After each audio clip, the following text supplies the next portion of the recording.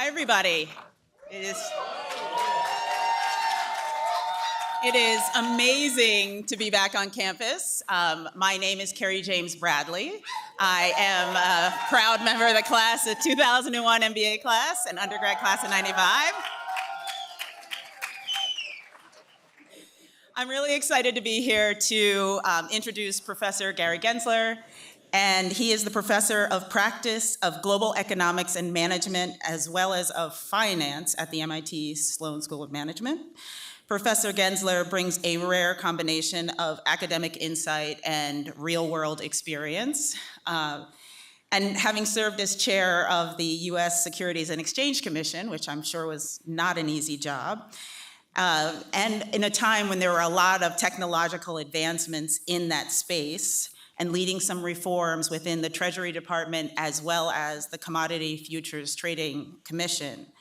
So his research now focuses on teachings around artificial intelligence, which is the topic for today, and quite frankly, the topic that is for every day these days, as well as finance and financial markets. So today he will explore how AI is reshaping investing, what it means for generating alpha, and I would even say bringing consensus to everyone's hands, as well as building AI-driven investment themes.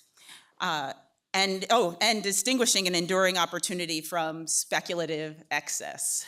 And I think the description of this session also talked about, are we possibly in a bubble? So I think it'll be really interesting. So thank you so much. Please join me in welcoming Professor Gary Gensler. You know, I'm honored to be here. I had no idea. I thought I was like walking into a group of like 80 alum, and then they told me it was switched and it was down here and there's overflow rooms. And I know why that is. It's because I am the warm-up act for Roberto and John and Jason. Like, I mean, anybody that's gone to MIT knows how just unbelievable Roberto is, particularly. I'm not taking anything away about their sustainability talk and so forth. I get it. Like, I'm gonna try to give you a little bit of substance, but you're here for a reunion, and so this is more like edutainment or something, right? And there's the drinks tonight and the reunions. The lawyers would tell me that I should tell you that I am not giving you any investment advice, okay? All right? So, what's that? Yeah, I know. But I ran that thing called the Securities and Exchange Commission. I just want to make sure, right? So, look, I am so honored to be part of MIT, and it's a great place. I started looking at artificial intelligence when I was here the first time I came. I was at Goldman Sachs for 18 years, and then I had kicked around different things. In the Obama years, I did this thing called the Commodity Futures Trading Commission, and Simon Johnson was the one that recruited me here. And any of you have taken Simon in global economics and GBear. Well, he started an AI class called GBear, but the Action Lab courses and so forth. And he recruited me here before he won that thing called the Nobel Prize. My God, Simon. But I got fascinated by the intersection of finance and technology, and I did a little bit on the whole crypto and the blockchain world, and artificial intelligence, wrote about it, and then had a gig again in public service at the SEC, and I'm back here. So let me sort of give you my so we stood up a course last fall called Artificial Intelligence and Money. And I'm going to have to go through a whole bunch of stuff really quickly, but I think of money, finance if you wish, is the allocation and pricing of resources and risks. Now, we humans invented money to do that, but allocation and pricing of resources and risk. Artificial intelligence is a separate network. I think of them as two networks. two networks. One's a network of tools. Artificial intelligence, I'll call it a network of tools. And the three feedstocks of that is data, math. You got to have math and the compute. Now, you might call the math the algorithms, but but those are the three feedstocks. We'll come back to that. But these two dynamic networks are influencing both. Finance is so wrapped up in it. Look, Anthropic just beat out OpenAI, and it's purportedly worth, well, it is, I guess, $965 billion, this startup from just 5 years ago. And we'll dive into the financial markets are funding this huge boom in this build. So it's not just how AI is influencing finance, and it is. It's changing how we do automobile underwriting, insurance underwriting, and so forth and so on, and how we trade, high-frequency trading more than how we individually trade. So it's in that realm.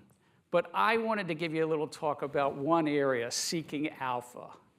Anybody remember what alpha is? Do you want me to cold call on you?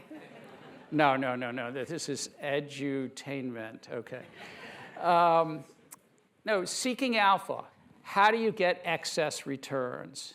And I say to the students, I say, listen, you're going to hear, let's see if this thing works. You're going to hear and think about in other classes, everybody's going to tell you about how you use machine learning, how you use deep learning to extract features. And that's been going on actually around artificial intelligence and the capital markets for about 40 years. Some of the best folks were leaning in the 1980s and 1990s, before the deep learning stage, actually. But once the deep learning phase started, I'll call that 2012 to 2015, anybody worth their salt at 2 Sigma or Citadel or you name it, Millennium, was using some form of machine learning, deep learning, to extract features. Not everybody at BlackRock or Fidelity was, but I'm saying, and maybe not everybody at T. Rowe, and so, and I'm not picking on anybody work for T. Rowe. I love T. Rowe. It's a Baltimore firm. But I try to express to students, I say, there's all the automation in the world, there's all the feature extraction, that's table stakes. That is table stakes. You really have to develop an investment thesis. And if you don't develop an investment thesis, you will be left behind. And what I mean by that is the following. You have to think, what is AI going to do to the economy, markets, sectors, issuers? You have to really think about each issuer. If you're investing, let's say you're just thinking about airlines. What's their supply chain? Will AI change their supply chain? How will it change? And the answer is yes, there's going to be competition for the energy sector. And the energy sector is the turbines that are being used to build those data centers. So you can't say, airlines, they're not going to be disrupted by AI, but maybe there's something in their value chain that will be disrupted. Maybe the cost structure of the turbines will go up. I'm just using it as an example to kind of tease your mind. And so the investment thesis. Now, of course, you can't just develop a thesis because alpha doesn't persist. You have to build your position, your portfolio around your AI investment thesis. But when you build that investment thesis, you have to make sure that you always adjust. Alpha erodes. Nobody should ever think, Warren Buffett, they say Warren Buffett got 30 or 40 years of excess returns or something, bolted onto an insurance company. But you've got to be very careful about it. If you're in private equity, venture capital, private equity, and so forth, you can sort of say, how can I infuse AI into all my portfolio companies? But if you're if you're more in the public markets, I should say, if you're in the public markets, you really have to develop these theses. And that's where I think it's all out. Now, let me just say a few things. You all know this. large language models was not the start of AI. The start of AI was in 1957. Can I repeat it? 1957, Sputnik went up in the air. The Russians did a good job there. And my parents birthed my identical twin brother and me that year. That's the same year that there was the first perceptron. I know. It's hard to think that I'm as young as AI. Right. I'm going to see whether we're going to count up the laughs I get and whether, I get more than Roberto. That's what I'm trying to do.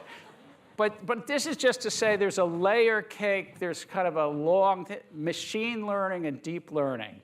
Classic machine learning and deep learning is still probably 85 or 90% of the applications in the world of finance.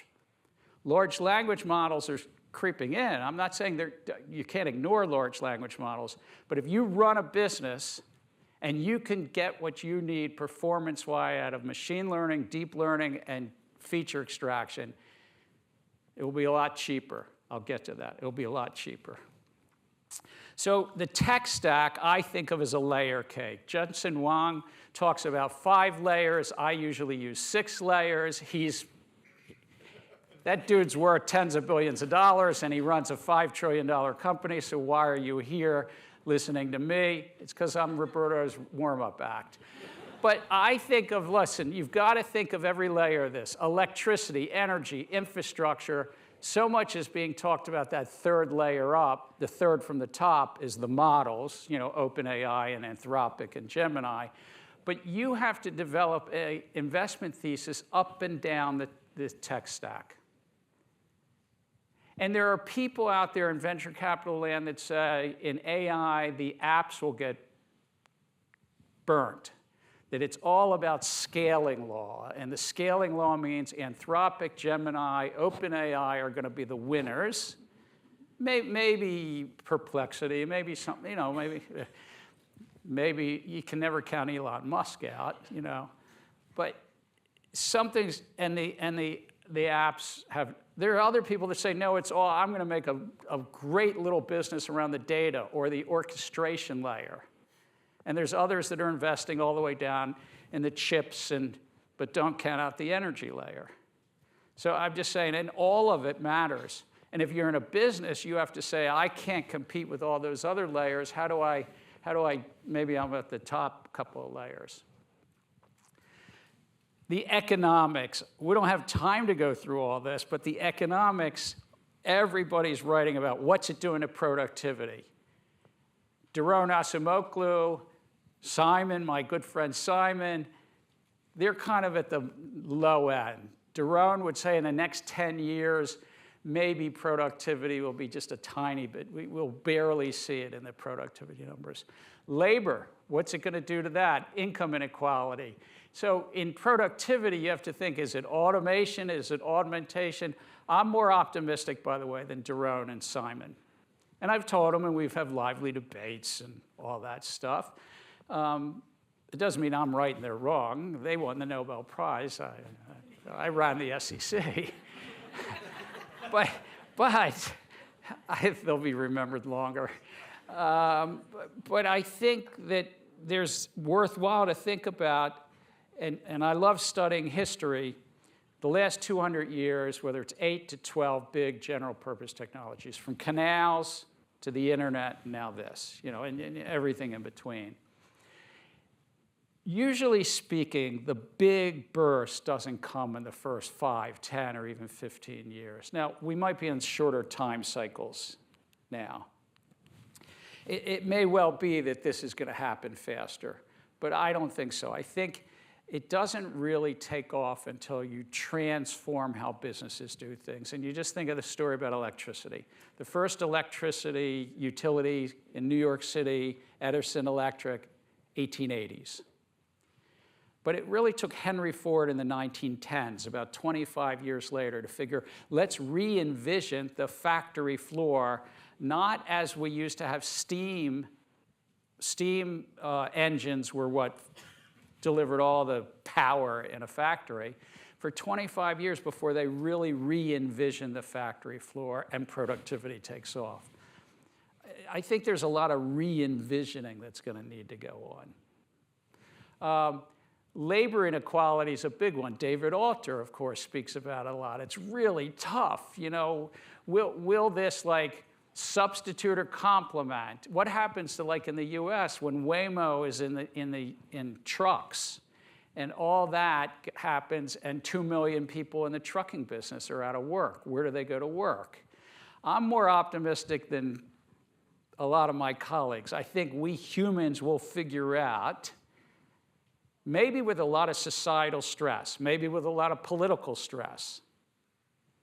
Look, it was really rough for a lot of reasons in the US in the late 19th century. And often technology leads to a lot of social stress and political dynamic. But I'm just talking about pure productivity. I think we'll figure some of this out. So I tend to be more optimistic. Market concentration. So I went to University of Pennsylvania, Wharton. I did get into MIT as a 17-year-old, and for some reason I went to Wharton. I know. But I got back to MIT. I wayward years. But I like the University of Pennsylvania budget model because it's a little bit closer to where I am. As I said, Daron is like 0.1% in the next 10 years of productivity. Stanford is probably at 2.5%, 3%. This is kind of closer to where I am, but it's interesting they have this bulge in the middle. You have to think about job distribution. Which jobs are going to be disrupted? And if you're thinking about investing in that company, which jobs? There's loads of companies right now that will tell you that, look, we could probably get rid of 5 to 20% of our workforce right now and automate the heck out of that, some even more. But they have to choose whether they do that or they just don't replace as many people and so forth. So that's also going on. Highly concentrated. This is an old chart. I hate using something a year old. In AI land, it's way too old. AI applications, the third bucket is not this. Now Anthropic is much bigger and so forth. But it's highly concentrated, and I think the economics of networks, let me just say, NVIDIA will get more competition. NVIDIA will. I mean, and Google with their TPUs, of course, Amazon, everybody wants a big piece. And so I don't know how long NVIDIA can keep, again, I'm not giving investment advice, but I don't know how long they can keep those really fat 50 to 70% margins and everything and that incredible growth and so forth. But it's remarkable, it's great, but you've got choke points. China has choke points in rare earths. There's a vulnerability in the whole system around Taiwan. And I don't mean to upset anybody, but if Xi wants to take Taiwan, the US is not really going to stop him. I mean, we might slow him down. He might pause. Xi might say, I don't need to use it militarily. But I always think that's a choke point for US investors that so many chips are coming from TSMC. Now, he's an MIT grad. I love this about, the building. Are we in? No, that's the next building over. Moses and Sadie. That's the CEO of TSMC. So here's the competition, the geopolitical competition that relates to investing. If in the US, the big three right now, and I just this morning I put Anthropic in the lead here. I used to have OpenAI in the lead in this little chart. And I said, nah, you know what? Anthropic. Just this week they closed a deal, $65 billion of fundraising, valuing their business at $965 billion. And OpenAI's last round was at $900 billion. We go back 2 years, the numbers were in double-digit billions. So, but back to this. The US and China, whether by design or by accident, are taking different approaches. And China's approach is much more leaning into what's called open weight models. How many of you know what an open weight model is? So not that many. So sorry to take you back to high school math, but you remember just that little bit of algebra, like a function equals some multiple of x plus a constant. It's called y equals mx plus b. Come on, we're MIT. Come on, come on, please, don't tell me you can't. You can remember it. You remember. All right. So those things, the mx and the b, those things are parameters. Two. One constant, one variable. Machine learning, deep learning comes along, and they put something similar to that in every little node. But if you have millions and billions of nodes, all of a sudden you can have billions and trillions of parameters. Those are called the weights. That's it. I've done the math. Those are the weights. And in large language models, there's several big weight matrices. It doesn't matter how many, but if there's a trillion weights, the question, or even a billion weights, is that open or closed? Now, if you're going to invest a lot of money training a model, if you're OpenAI, you're Anthropic, you don't want to give your secret sauce away, so you keep it closed weight. There's an economic reason. A lot of the Chinese models are open weight. Now, the disruptors, like Facebook, has tried to do it open weight. A French firm, Mistral, which is listed here, open weight.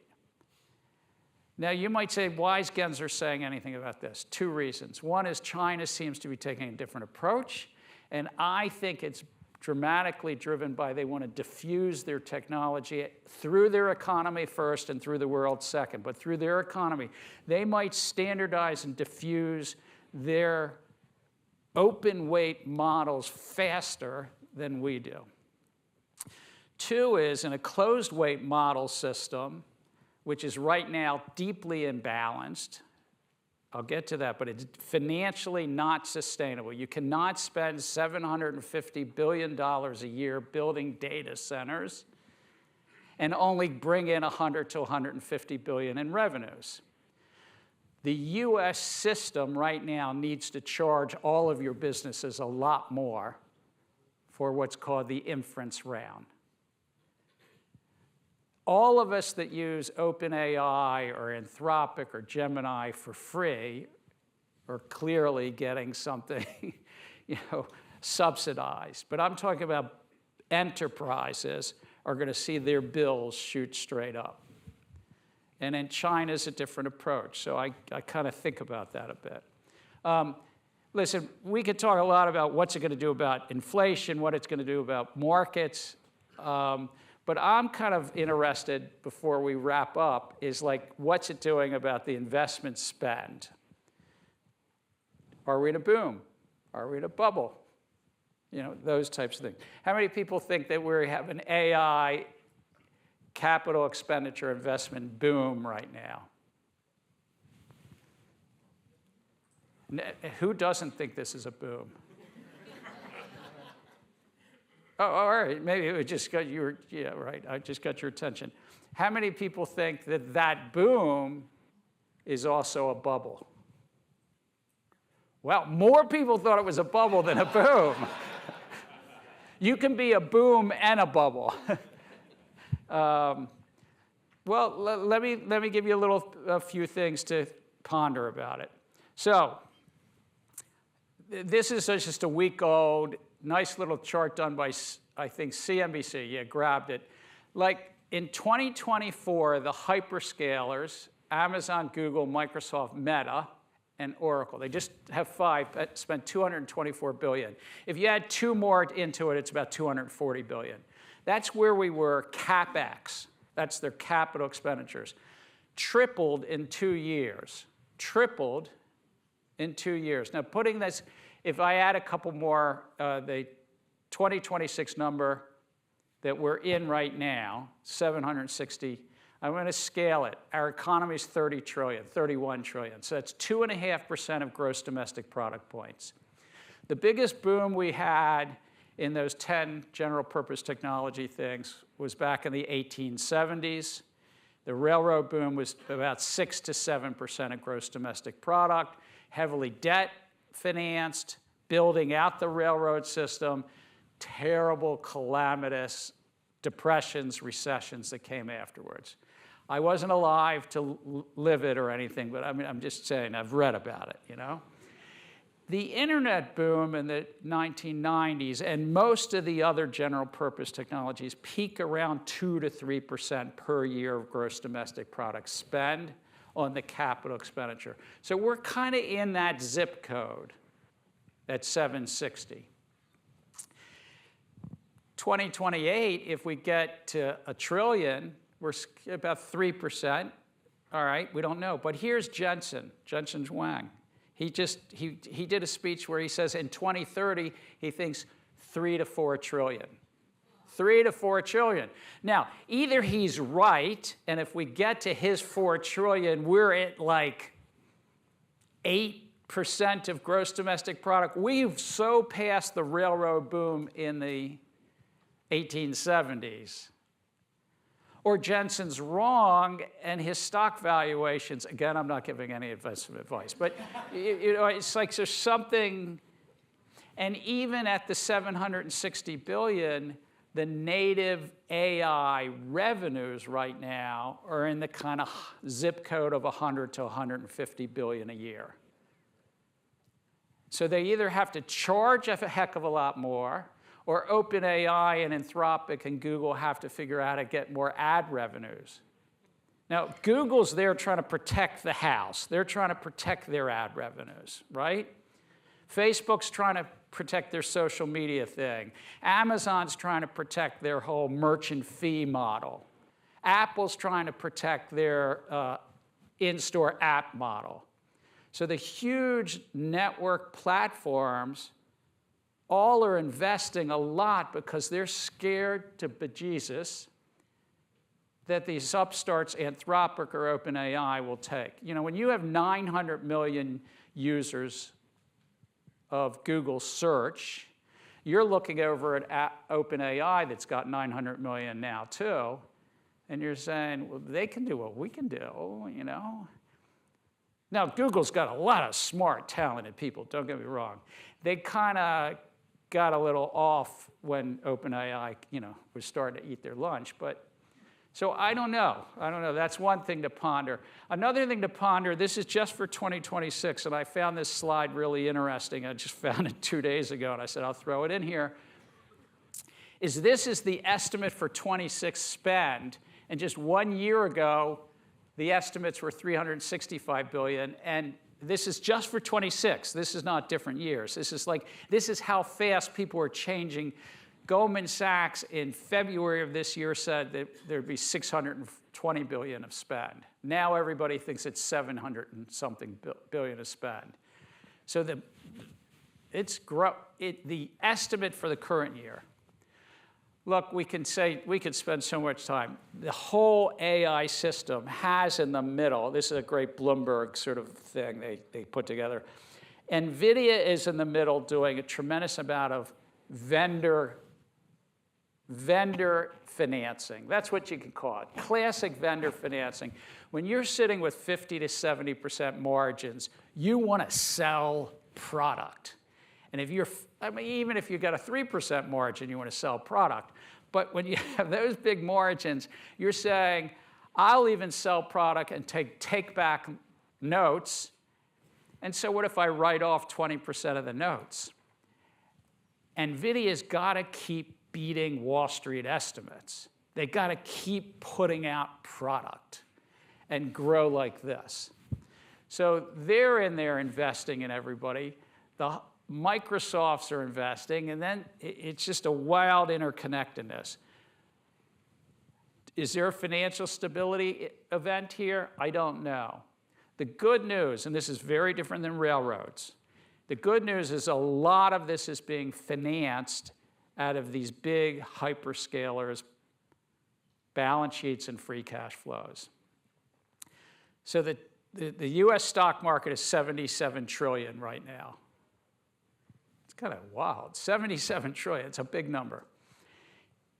The top 4, as of yesterday, are a little over 15 trillion of it. The top 10 are about 35 to 40%, 28 trillion, 29 trillion, I think it was. Now, why do I give you these numbers a little bit? The Amazons, the Googles, the Microsofts are spending the heck out of their free cash flow. If this whole bet, this whole gig doesn't work, I don't think they're going bankrupt. I might be wrong, you never know. Now, I'd be a little bit more worried about what's called the neo-cloud companies. I don't know, has anybody heard of CoreWeave? So CoreWeave is this company that got set up to buy the chips and then lease the chips. Used to be in the crypto field and sort of transitioned. And the private credit crowd, the Apollos and the Blue Owls and so forth, are lending to these neo-cloud companies. I feel that's a little jinkier, a little bit higher risk. That's a non-technical term. Look, how is AI used in the financial world itself? The dominant use of AI in the financial world, probably 50% of the projects, and I've met with a bunch of CEOs, a bunch of companies. If you're at JP Morgan and so forth, they probably have 500 to 1,000 live AI projects, not just the pilots and everything. Maybe it's 400, who knows. If you're at a smaller company, maybe it's 75 to 100. But then if you're looking at all those projects, probably a little over half of them are in customer relations, all the interface you have with customers, insurance companies doing claims processing. There's a lot, call centers, of course, compliance. The guts, the meat that I think is so fascinating and interesting is asset management, trading, underwriting. Most of that right now still uses machine learning and deep learning. And then don't forget about the threat actors. The threat actors, and how many of you have read about Mythos?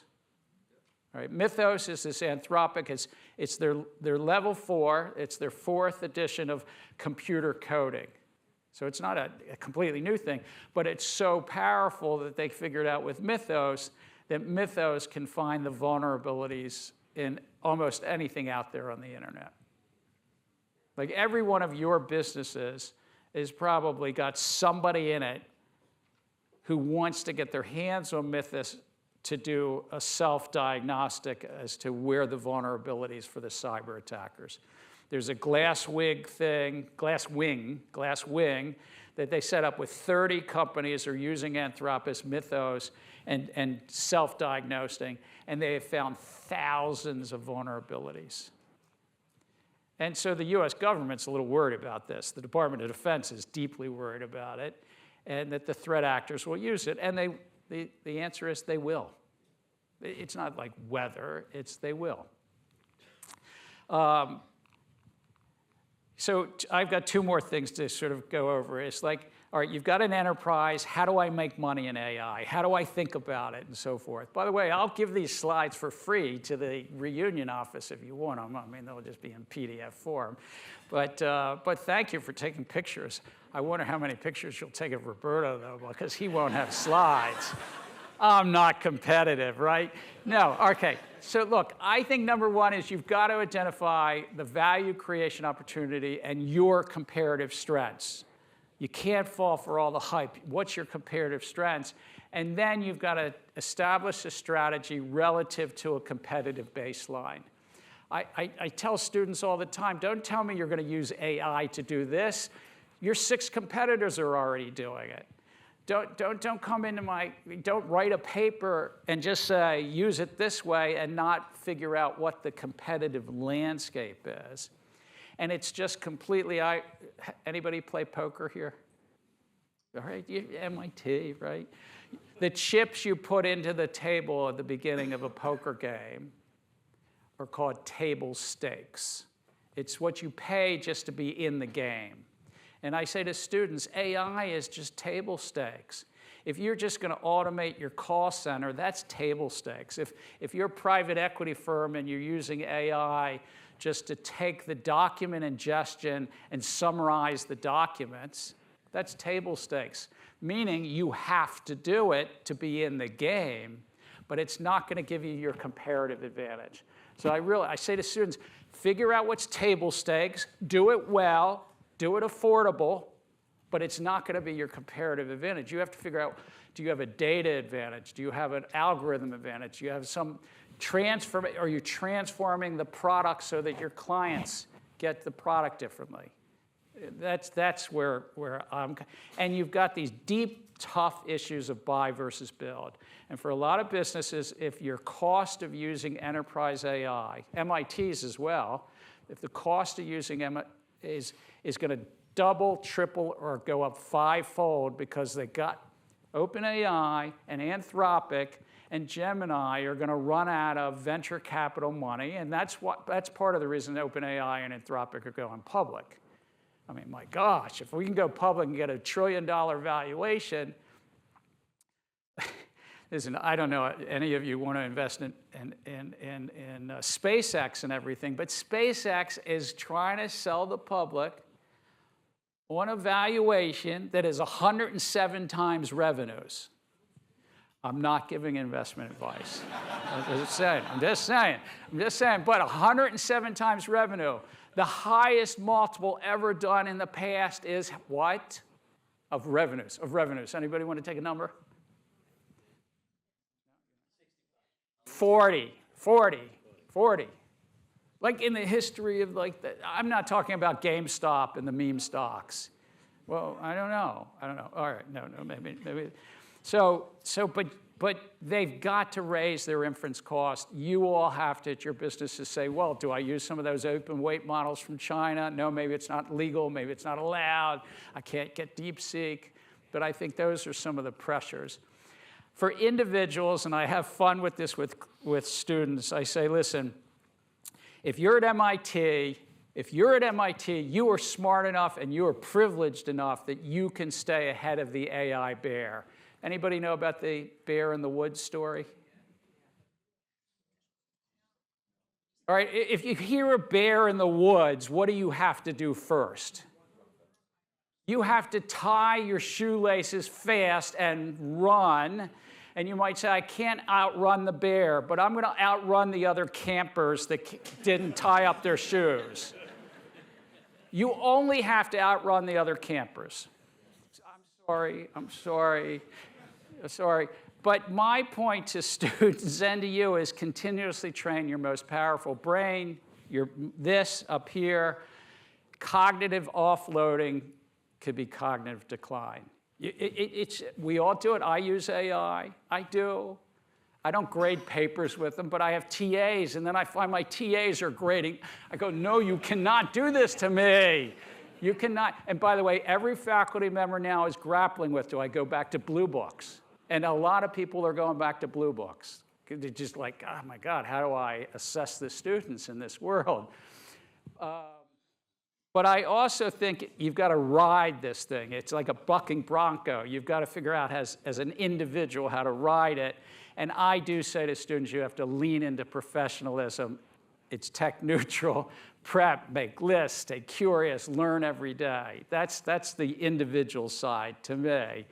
Now, I'm shameless. I've got to advertise Simon Johnson, who recruited me to MIT 3 months ago.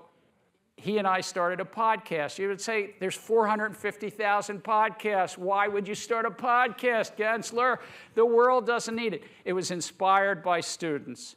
Simon and I have taught a public policy class to business students for now 8 years or so. It was my idea when I came here in 2017.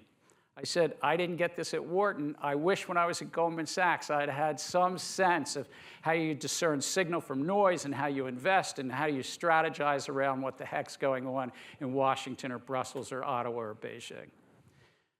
So in any event, we co-wrote a book last year, Simon and I, and he won this fancy award and everything. I said, why don't we start a podcast together? And that's what we've done. And these are the episodes we've already done. 2 on AI, 1 on China, 2 on the Fed. We have a lot of fun with it. Simon's daughter edits the thing. My daughter did the thumbnail. My son-in-law built the website. We have no revenue model. Like, what are we doing, you know? But we have fun with it. Sign up if you like to listen to Simon Johnson and his sidekick. So any questions? By the way, I have no idea if I've run over time, but I'll take any questions. 4 minutes. Come on, somebody shout. Just here, go. Do you think there should be any restrictions on foundation model labs and their ability to trade on the public stock market with unreleased models? Interesting. Listen, I think we've got a challenge here. Every new technology we grapple with, how do we society decide what are the guardrails around that? Automobiles came along, we needed traffic lights and speed limits and so forth, right? These debates, it used to be called responsible AI. I've written a lot about it. You're asking one narrower question. Should we allow agentic formulas models to trade? Well, they are trading. We've already allowed it. But then it's the guardrails about it. And I do think that if Citadel is deploying a model, Citadel and Millennium and so forth, they're all I would say, they have incentives to make sure they don't go in and somehow do what we used to call a fat finger mistake. In the models of 15 and 20 years ago, sorry to speak, did my mic? No, here it is. Sorry to speak in sort of Wall Street speak. A fat finger mistake is somebody that puts a fat finger somehow on a computer keyboard and all of a sudden is trading 1 million shares rather than 10,000 shares. It's just an artifice of a title. The thing is that I don't believe there's enough self-interest, so I do think you need also a regulatory framework to ensure that there's not the equivalent of an algorithmic AI fat finger. Last question, or they'll kick me off the stage. In your projections, do you consider robotics, the impact of robotics and the investment around that, both for civilian and military? So the interesting thing about robotics is it's behind the Wharton Penn model or anybody's productivity model. It's part of it, yes. Yes, the answer is. But China is much farther ahead of us on robotics than we are. So if you're thinking about US-China competition in AI, I put it this way.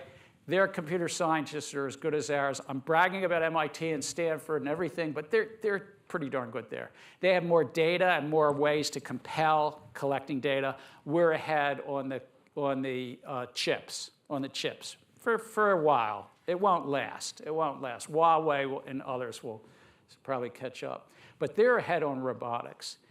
But their problem is that they might hollow out that labor force faster. So they've got a social, political challenge, even in an authoritarian. What was your question? They haven't hooked me yet. Okay, last one. Okay, so I think wealth, the incredible concentration of wealth is very interesting, and I think whether it's AI or whether it's anything in the world, they have an influence that is so big, and so it is how do you level the playing field? So I think this is I think. Let me repeat the question. The question is that it seems like this will lead to a higher concentration of wealth, potentially, individual and corporate wealth, and I think you're right. I think, and this is a lot of the work of others here at MIT, and Daron and David Alter and Simon started this thing called the Stone Center of Inequality, not because of AI, but they've done a lot of really great work around this that you can find. And there's a couple of things going on. There's an economics of networks, and this does feel like a field at each layer of the layer cake to be a winner-take-most field. The dollar amounts to train the models in China or in the US, it feels like there'll be two to three big models in China duking it out. It's ByteDance and Alibaba, Quen, and so forth, and 3 models here. But if it comes down to winner take most, that means they can collect a lot of economic rents. And especially if those models help them displace a lot of labor, tens of millions of people, and they're extracting the rents that used to be in that labor. So you have kind of a capital versus labor extraction as well, right? So I'm agreeing with you. And then within the field, the individuals, I mean, put aside Elon Musk, and he's created incredible businesses. I mean, Tesla and SpaceX and so forth, incredibly entrepreneurial individual. I mean, he and I had our little differences when I was at the SEC, but he's a very, well, it's public. It's public. Yeah, I mean, but put aside one individual, you've got a lot of like billionaire, deca-billionaire kind of hovering around this as well. And they're influencing the political economy. And that won't go away if this president, you know, then there'll be this kind of tech political influence from that. So what do you do about it? Those are harder questions than I have left time to discuss, but I thank you. Look, you've all been terrific. I am honored to be in front of you.